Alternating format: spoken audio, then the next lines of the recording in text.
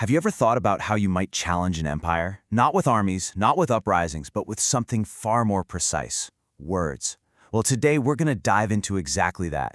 We're looking at how, right in the heart of British colonial power, two incredible Indian politicians used nothing but their intellect, their wit, and cold hard data as weapons against the most powerful empire on earth. So our story kicks off inside the colonial legislative councils. Now, for years, these places were, well, they were pretty dull. Predictable, controlled spaces where British policy just got a rubber stamp. But then, something changed. Something totally new walked into the room. And you can just hear the frustration in those words, right? That's from the British finance member Sir James Westland, and he was not happy about it. This new spirit he's talking about, it was a spirit of fearless, razor-sharp criticism. It was a direct challenge from elected Indian representatives, and that was something the British bureaucracy had just never had to do with before, especially not in its own backyard. What made this so wild was where it was happening. I mean, the public was used to reading this kind of stuff in the nationalist papers, sure, but to hear it bouncing off the walls of the so-called dignified council halls, that was a game changer. The voice of the people had finally been let in the door, and believe me, it was about to get very, very loud. Leading this charge were two absolute titans, but with completely different styles. First up, you've got Pherozeshah Mehta. They called him the whiplash. His weapon was sarcasm, a rapier-like wit that just tore his opponents apart. And on the other side, you have Krishna Gokhale, the surgeon. He used pure intellectual power and mountains of data to dissect government policy with, well, surgical precision. Two very different playbooks, but they were definitely playing for the same team. Let's start with Mehta. You have to understand, his speeches weren't just about making a point. They were a performance. He was there to expose the hypocrisy of the British Raj and just shatter its moral authority. He was theatrical, aggressive, and wow, was he effective. Okay, check out this classic case. The colonial government all of a sudden gets very concerned about funding primary schools. And their solution? To cut funding from colleges and universities to pay for it. Sounds pretty noble on the surface, doesn't it? But Mehta knew there was something else going on. Mehta called them out. He said the real reason was simple. The British were terrified of educated Indians. They saw them as discontented and seditious. So in their minds, every single college was basically a nursery for hatching vipers, people who would question and criticize the empire. This wasn't about helping poor kids, it was about crushing dissent. But Mehta didn't just say that. Oh no. He completely dismantled their argument with one of the most brilliant analogies you'll ever hear in politics, the drunk father analogy. He paints this picture, right? Imagine a father telling his wife he just can't afford to educate their older sons because the little ones need food and clothes. Sounds heartbreaking. But then Mehta pulls back the curtain. He reveals that the family could easily afford everything: food, clothes, education, the whole lot. If only the father would spend a little less on his drink and cards. The whole room went quiet, because everyone knew what the drink and cards really were: Britain's insane, wasteful spending on its military and all its colonial luxuries. With one simple story, he exposed their entire argument as a total sham. But Mehta's defiance wasn't just about words. When the government tried to pass a bill that would take away a peasant's right to own land, claiming they were just too reckless with their money, Mehta gave this incredibly passionate defense of their right to small joys. You know, a simple meal, a few flowers.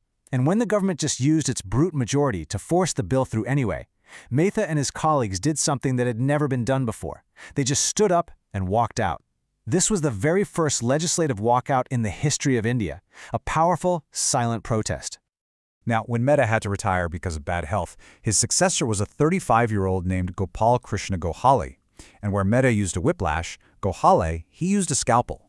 He was gentle, always courteous, not flashy at all, but his attacks, backed by an insane amount of research, were every bit as devastating. The scene for his most famous moment was the budget presentation in 1902. The British finance member gets up, chest puffed out, and proudly announces this huge surplus. He's clearly expecting a round of applause, everyone congratulating him on his fantastic financial management. And the number was a whopper, a surplus of 7 crore rupees. In today's money, that is an enormous sum. To the British, this was just proof that they were doing a great job. But Gokhale, he looked at that number and saw something completely different. So Gokhale rises to speak, and instead of praise, he just drops this bombshell. He tells the entire council that he cannot, in good conscience, congratulate them. Why? Because that surplus wasn't a sign of success. It was, and I quote, a wrong to the community. And then he proved it, using the government's own reports against them. He showed how this surplus was squeezed out of a suffering population. Taxes on salt and land were going up, while people were literally starving in a famine. He pointed out that the material condition of the masses was getting worse and worse, and all the while the government was pouring money into the army and ignoring education and industry. He just laid the truth bare. The surplus was built on the backs of the poor. The impact was just immediate. The speech had an electrifying effect all across the country. It was this huge moment of national pride. Here was an Indian parliamentarian on the colonizers' own turf, using their own data to expose the fundamental injustice of their rule. You know that old saying about Byron? Gokhale basically woke up the next morning and found himself famous. So we've got these two amazing but totally different approaches, right? Mehta's fiery rhetoric and Gokhale's cold, hard logic.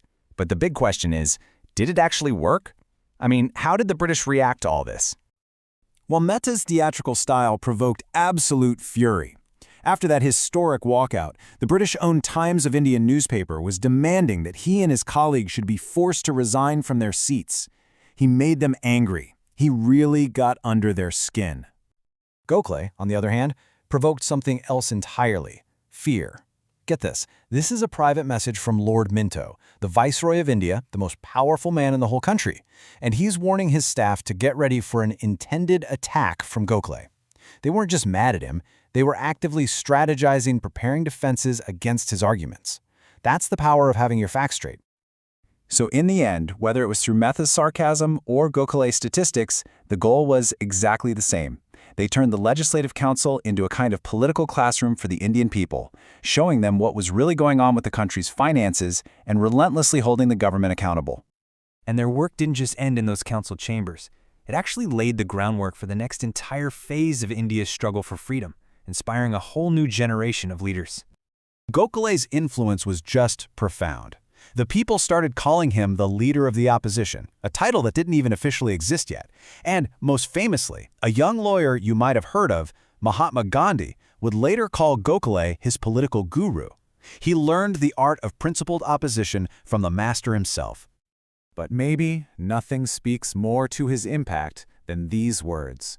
They were spoken at Gokhale's funeral by Bal Gangadhar Tilak, his lifelong and often very fierce political rival. For your biggest opponent to give a tribute like that, calling you a Diamond of India and a Prince of Workers, that just shows you the universal respect Gokhale commanded. So the story of Mehta and Gokhale leaves us with a really powerful question, doesn't it?